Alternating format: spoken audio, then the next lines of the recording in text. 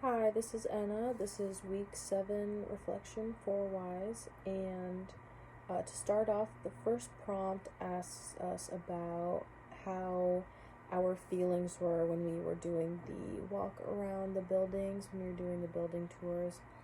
And a lot of us, a lot of the times, a lot of us don't really pay attention to whether or not something is accessible or not for handicapped people or people with disabilities.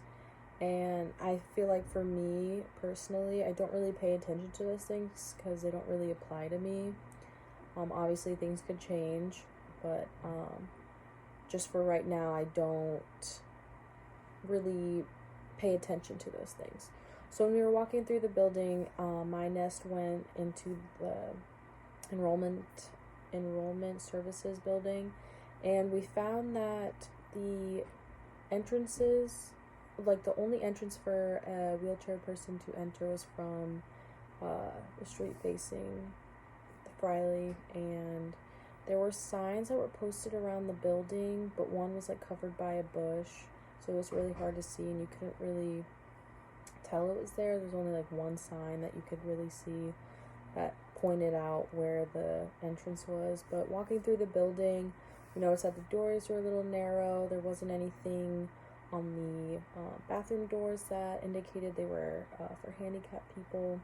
And so with this in mind, it really makes you think, like, a lot of people struggle. Like, they don't have to be in a wheelchair, they could have a disability and they would still struggle with these things.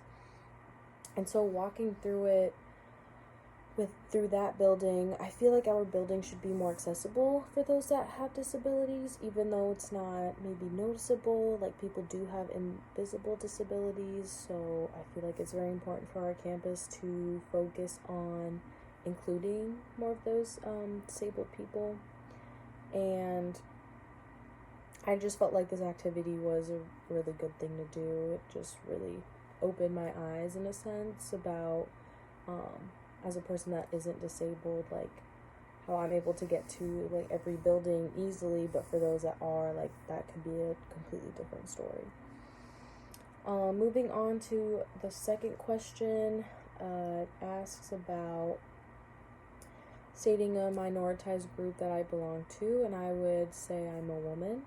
And basically how society was built, it was built from what men were saying, so women were always like oppressed and everything, so I'd say I'm a part of the women minoritized group. And when considering the disability bingo on page 94, right underneath the free space, it says, if you'd stop being so negative / give it over to God, you'd be cured. And I feel like for those that say that, it's not as easy as it sounds, because they don't know what you go through, and it's not like you can just magically give it away and like all your stress and frustration will go away. For me, that doesn't work. If it works for you, fantastic, but in my case it doesn't. And I just feel like people don't realize sort of the things they say that could be like come out that way. Another statement,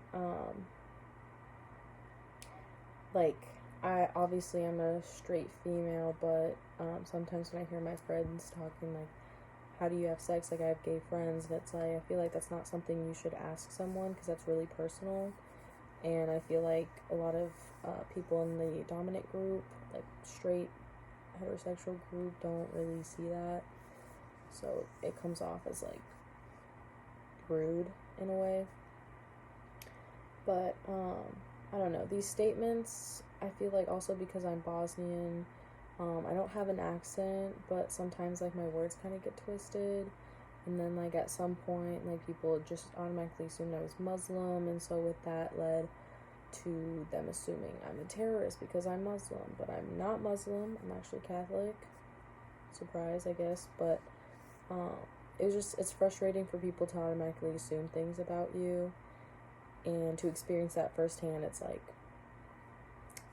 great, I have to deal with this. But yeah. How are issues like education, healthcare, poverty, housing, economic status related to privilege? I would say education, healthcare, poverty, housing, they all tie in because there's different classes. There's a working class, there's the middle-aged class, and there's like the high class. And with those comes whether or not you're able to afford good housing, if you are able to have a secure job, pay your bills on time, allow for other expenses. And I would say privilege personally has affected my life because my parents are immigrants, and so they had to work a lot to make up for, not getting an education because in their country there was war and they weren't able to finish their education. My mom was able to graduate college here, but it was still like a step behind for most American families here. And so with that, I noticed a lot of people in my school were trying to brag about all the things they got. And I'm like, well, I come from a working middle class family, so that was that. Thank you.